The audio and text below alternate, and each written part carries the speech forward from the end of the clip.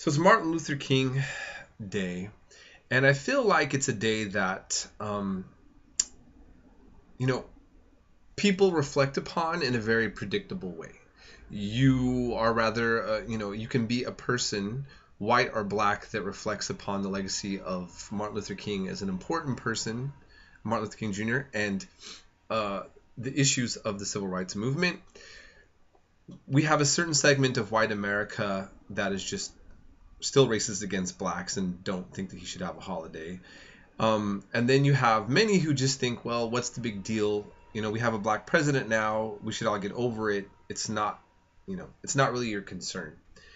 And then we have a large population of black America that feels that maybe conditions aren't even much better depending on where they live in urban centers. Relations between the police and public school systems to them is still deplorable. And and then you have white America that doesn't even get how you could say that. And so there's we have racial. So my point is that in America right now we still have issues with race, and no matter what opinion you have about race, I don't think most people would say that we've resolved our racial issues in America. And if you think that, to be blunt, you're very naive and you need to get out of the house. Okay? But having said that, why am I saying that the institution of slavery as practiced in the United States is one of the world's worst forms of slavery? I'm not saying this as a self-hating white person or a person to bash America. I'm saying something as a fact that I will outline to help us understand ourselves better as to why that we are still in the 21st century, that we do have so much things that change for the better, and yet we still have such a real set of tensions within our own society. Okay, so first of all, I teach history, world history and U.S. history, and I've studied a lot of the institution of slavery. And what many people think is that there's just basically this one type of slavery. And the reality is that it has a very long legacy. It's been universally practiced, but not practiced in the same way. Okay? And the differences are going to lead to some very important conclusions that I'm going to make, that I feel like, to be blunt, I have a strong case made here. So first of all, here's another reason why I want to mention this, and this will help me kind of slide right into my point. Many people in white America say, look, by the way, in Africa, they practice slavery, and blacks sold black Africans to slave traders. So, it's not like just whites did slavery. And now slavery's over. So stop making us feel like we're pure evil, bad white people, when the reality is that, there's been African slavery. And some argue that in parts of Africa there still is a slave trade going on. So stop it, pointing the finger at us. That's a kind of common thing that some people will say. White people. And here's a point I want to make. That is factually true.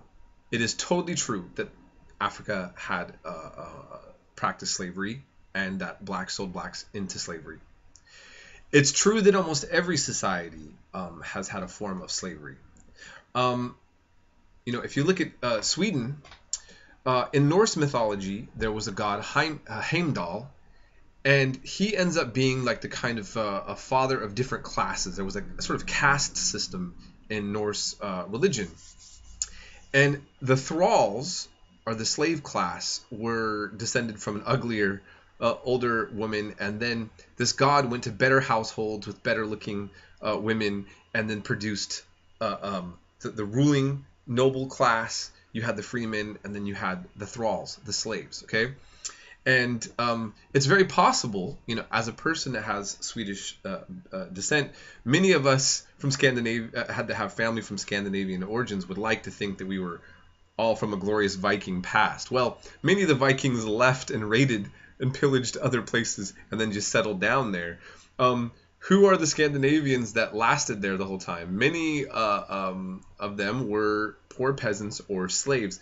It's possible that I'm a descendant of a slave class in Sweden, perhaps more than of a Viking class. But okay, so we have that. Then Dublin in Ireland was founded by Vikings as a slave center for mainly Irish slaves. And Iceland, in their own writings, the sagas, which are very interesting, they tell stories where basically of Norwegian Vikings that go to a slave market, get Irish women, and bring them into Iceland and make babies with them by force, of course, and then they love those babies, and sometimes, and those children actually are born into very good backgrounds coming from Irish slave women.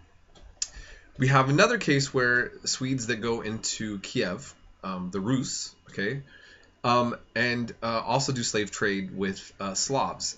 Many believe that the word slave comes from the word Slav because so many Slavs were slaves. Okay, so what I'm pointing out is that there was a lot of what we'd call white-on-white slavery, okay? And then in the Islamic world, there was a lot of slavery that was taking place, but in very unique ways, very bizarre at times for our standards. For the Ottoman Empire, the Turks, between the 17th and 18th century, they had a devsharme system, or a system where they would steal Christian boys in the Balkan that were the best and the brightest, force them to convert to Islam, and then put them into the highest position of wealth and power within the country. And they lived far better than most people, except that they owed 100% loyalty to the Sultan as his own personal elite guard of slaves, from the civil servant side to the military castle, the Janissary Corps, as they were called.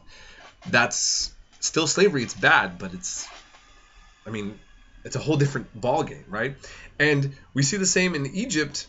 There was what were called the Mamluks, which were a ruling class. They were actually a caste of slave soldiers, also slaves, that ended up becoming the rulers of the country, coming from slavery. So really different types of situations where I would never say any of it was good, but not so bad. Now, as it could be, and I'm getting to that. So, Southern intellects prior to the Civil War made arguments basically saying, there's no contradiction between democracy and having a democratic republic and slavery, because after all, Greece and Rome, where we got this idea of democracy from, were slave-holding societies. And in fact, it's true. I got Aristotle's book on ethics. He has a whole philosophical discussion of debating the ethics of slavery. So this goes back to this Greco-Roman tradition, and it's always been a question, or certainly been a question posed even a very long time ago, of whether it was moral or not, okay? Now, in the United States, well, before it was the United States, when Europeans were first colonizing here, there was not a clear-cut distinction or of saying that blacks are only slaves. And we had what are called indentured servants, which are basically slaves. It was slavery. And you had blacks that were, and you had whites. Okay, and many of us in the United States that are white, that come from Scotland or other places, may well, in fact, have been sent over initially under a kind of form of bondage as slaves, okay, that then were to become free. Now, there was an event in U.S. history called Bacon's Rebellion. I'm not going to go into long detail because I don't want to make this video too long. But in 1676, about a century before our Revolution for Independence, there was an elite man who spoke in the name of the people, kind of like Donald Trump, okay? And had a rebellion where Jamestown was burnt to the ground or was caught on fire. I forget the exact level of the destruction.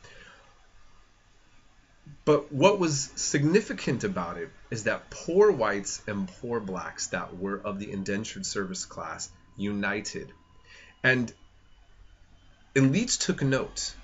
And many historians believe that Bacon's Rebellion is when the people in power started to see that they needed to drive a wedge between the lower classes and make there a wedge between poor whites and poor blacks. And there was this eventual transition into making slavery only be black people in the United States. Okay? So that's significant. And I want you to think about this. Here we are, we create a society that is mainly white, and we deliberately force people over of a different color that we claim can never integrate with our own white society, that we assume will be perpetual slaves. Okay, so just take note of that. But let me start approaching this from a little different point of view. Okay, so I still made the point that you might be wondering why this is worse than other forms of slavery. Well, the thing is that, like I've told you, I could be a descendant of slavery from many different angles of history, from my different ethnic backgrounds. But my white skin does not translate to mean slavery. I could be born of noble blood, or I could be born of a slave class. Okay? And what you see happen throughout all these societies that have slavery, for the most part, is that the descendants of slaves often do have upward mobility. They rise up, they are born into the family. In the case of Iceland, the children of these slave women were often just as much loved as the children of the free women that had to deal with their husbands getting slaves on the side to have sex with. Okay, and they just blend in, and so nobody is permanently visually seen as of being from a slave class. Okay, in Africa, when a black African takes another black African as a slave, and then eventually blends in, okay, same thing. All right. But what then happens with our situation? Everybody in America knows, if you see a black American, that they are descendants of slaves. That black skin in America means one thing, that you were a slave. And for white America, I think if they're really honest, the question for a white American is, how are you handling your black skin? Are you accepting? Are you getting over it? Are you going to keep holding a grudge? There's a thought about it. And for many in, I think, from African American community, there's going to be similar thoughts because the skin color has been a wedge. If you look at Thomas Jefferson's comments, this is a book called Defending Slavery, where you see writers who defended slavery. He points out, mind you, that the difference between Greece and Rome with slaves is that they had educated slaves and that they could eventually blend in. He points this out. And then this is what he says. This is Thomas Jefferson. Looking at the past slavery of Greece and Rome and looking at where America was at, he says, this unfortunate difference of color and perhaps of faculty, so he's arguing perhaps they're naturally inferior, is what he's saying about black America, is a powerful obstacle to the emancipation of these people. And then he says, among the Romans, emancipation required but one effort. In other words, just become free. The slave, when made free, might mix without staining the blood of his master. In other words, a slave in a Roman world could just eventually, even if they're made free or their children, they just blend right into society. But then he says, but with us a second is necessary, unknown to history. When freed, he is to be removed beyond the reach of mixture. So what he's basically, Thomas Jefferson said, what's not beyond the reach of history with our situation in America, which he was participating as a slave owner, is the problem is that the blacks could never, if they were going to be free, they'd have to be removed from America altogether, because we shouldn't be mixing, and they can't mix with our society. And by the way, genetics, DNA tests have proven he actually was having sex with one of his black slaves, and he did mix himself. But I'm not here to talk about the contradictions of Thomas Jefferson's life. I'm pointing out to say that he called it right there, which is that this color issue, that black in America represents slavery. And I thought to myself, I've taught in public schools, and you get students coming in, and there's a movie, Remember the Titans, or these kind of inspiring movies, or even Martin Luther King Day. What's the problem, though? And I noticed this, and especially when I go teach schools with many kids of color. What's it like to always just hear that you're descendants of slaves, and the best thing you get is a movie that shows that you can overcome being treated like so terrible, right? This creates a different effect for the American experience. It has to, right, for Black America. And I think that we, as for whites in America, have to realize that this is a situation that our ancestors here created, okay? And that when people say get over it, what we really need to do is come to terms with it and realize that our communities have had this wedge put between us, and that we have to resolve this in a more productive way, okay? And I'm not right now going to try to outline, I think, what all the answers are, but I think that this is the kind of things we need to come to terms to, and why we still are having such different political views about the police, about economic inequalities, and all of that. So that's just my thoughts on this. And yeah.